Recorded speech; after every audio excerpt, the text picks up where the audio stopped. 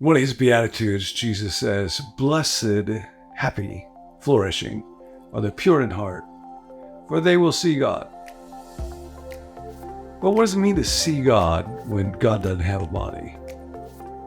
Maybe you're not sure that you even want to see God. It might be kind of like seeing a police car when you're out on the highway.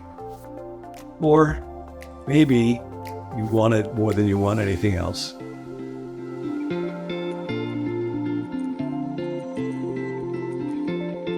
Greatest teacher who ever lived said that what's insurmountable are not your problems. It's the presence of God and his love in your life, so you can make this a golden rule day.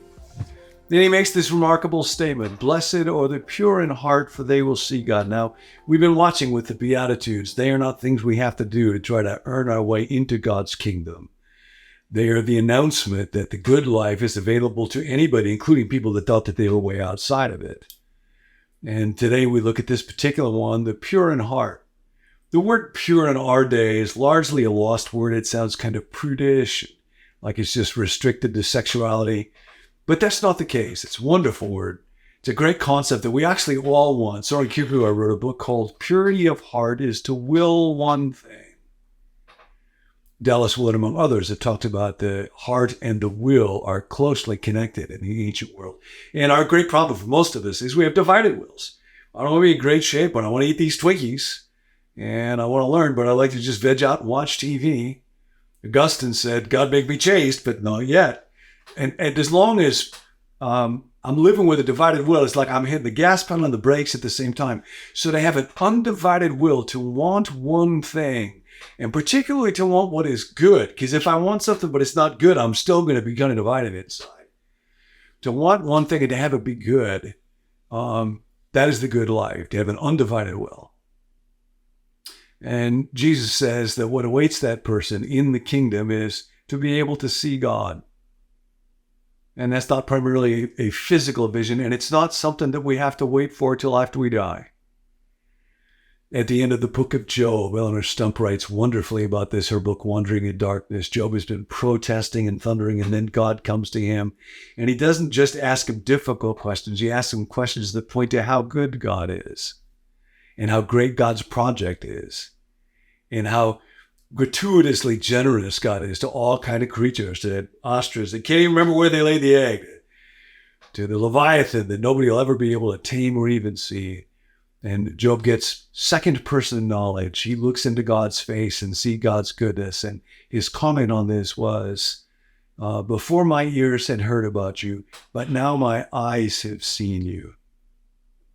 And the idea here is not that I've seen a physical object. It is now I know directly how good God is. And that answers all my questions. That tells me that life is good and that my life is good, even in the midst of my problems. So to see God, that's everything.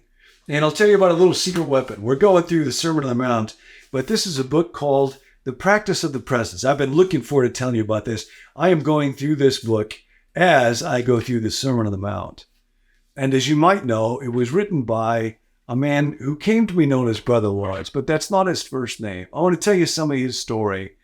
And you might want to use this very simple part of practicing the presence. It's a way to see God in your life. And you might think of looking for God.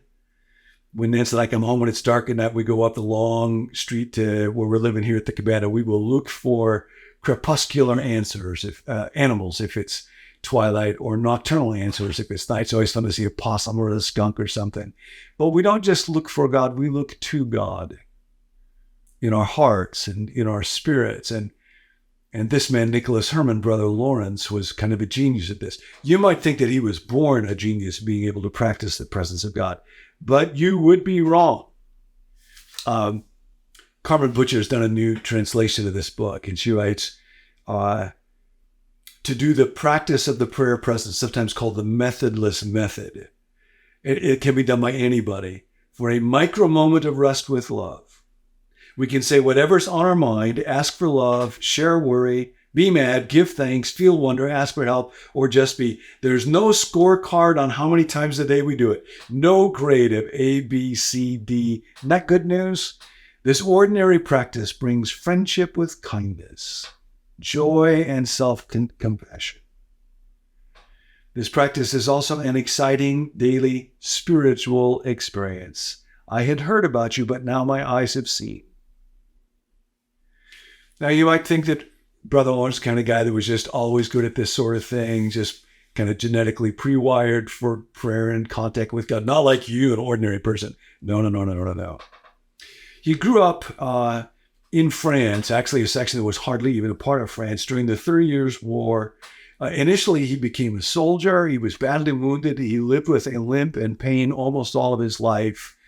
And there were horrors in the war. He would ask God for forgiveness. We don't know later on, is it what he did to somebody else or what was done to him? But being a soldier didn't work out for him. He became a hermit and flunked out at being a hermit. He became a footman and flunked out of being a footman. And eventually he ended up going into a monastic community. He worked in the kitchen for many, many years, and he hated working in the kitchen. So this is some of his story. This is part of what Barbara writes in her translation. What drew me to Brother Lawrence is how real he is. He developed this practice from his own experience, a practice he needed for his own healing. And this translation honors and shares his personal wisdom. A disabled veteran living with a leg injury, a former prisoner of war, raised in poverty, was a peasant, lacking a traditional education, a Parisian with a tyrant for a king, Louis XIV. You might have heard the sun god, I am the state. But it's interesting, not many people today read Louis XIV for guidance in their lives. Millions now for many centuries have read this person who died in obscurity and poverty. Nothing that he said was written down till after he died. He was not a famous author. A self-described clumsy oaf, a survivor of religious wars, a sufferer of anxiety, a man often in physical agony from war injuries. One of the words that he uses to describe himself was gross. Large, brutish, ugly, unwanted, clumsy. He says he was a clumsy oaf who broke everything. And that idea of brokenness was not just extended to physical objects. He was deeply anxious about his own life, a deeply broken person. You may have read when he was quite young, he had a very powerful vision when he looked at a tree of the goodness of God in the world and how God is present in and cares for everything. You can have that moment when you look at a tree. But if you think that from that moment on, his life was just one of uninterrupted bliss together with God, no, not at all. A man often in physical agony from war injuries, a cook and a sandal repairer. This lay brother regularly stopped work, headed to the communal prayers, limping there with red, still-welt dishpan hands. His exceptional calm and responses to life hardships make this unassuming fire and accessible and humanizing mentor of this time-tested practice of the presence prayer. And Carmen goes on to write about how this resonated with her because I knew from my own experience of practicing it for decades in response to childhood trauma before I even knew what presence was or what praying was. Alongside graying cows and soaring red-tailed hawks, I experienced the way nature holds and teaches an injured soul and understood that this power of the presence was somehow with me. Now, how does he describe this? So, in his maxims on practicing the presence, this is what he says. The most sacred, most ordinary, most necessary practice in the spiritual life is the presence of God. When we practice this presence, we enjoy. You enjoy God? Do you know God wants you to enjoy him? And become familiar with God's divine company, speaking humbly and looking to them. She refers to God as them just as a reminder of the Trinitarian fellowship, Father, Son, and Spirit, and looking to them lovingly for support all the time, at every moment, without methods or limits, especially during times of temptation, pain, loneliness, exhaustion, disbelief, and stumbling.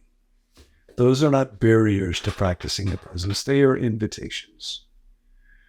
It is simple like this. I have a little friend, just a little over a year old, and if you say to her, "I love you," she will say, "Abu Da." And to anybody that she knows and loves, that means, "I love you." It's not articulate. You don't have to be articulate. It's not about being articulate. It is a movement of the heart. It can happen in any moment. It doesn't matter how you feel. So today, this is your day to practice the presence. Don't keep score. Don't give yourself A, B, C, D. Just in any micro moment, when you're struggling, when you have disbelief, when you see a tree, when you're not sure what to do, in this moment when I'm looking into a camera and I think about so many of you, some of you that I don't know, some of you that I know and love deeply, some of you who have suffered so deeply yourselves, Abu Da, I love you. God's right here. We get to see, we get to know. We get to practice the presence in the presence, as our friend Roger says. Make it a golden rule day. If you like hearing John talk about the Sermon on the Mount, we've got a whole series on that. So go ahead and subscribe to make sure you don't miss any future episodes in that series. You can also go back and catch up on any episodes that you may have missed. Now, if you're interested in the email or the text alert that goes along with each episode, you can let us know at becomenew.com/subscribe, and we'll make sure that you get those. If you want to help us spread the word about Become New, the best way to do it is just to watch, like, and comment each video that we put out. So we would love to hear your thoughts. If you want to chime in the comments, that would help us, and we'd love to engage with you there. Lastly, if you've got a prayer request, there's a group of us who meet each weekday to pray for viewers just like yourself. You can send us your prayer request to the number 855-888-0444, and we would love to pray for you. We'll catch you next time.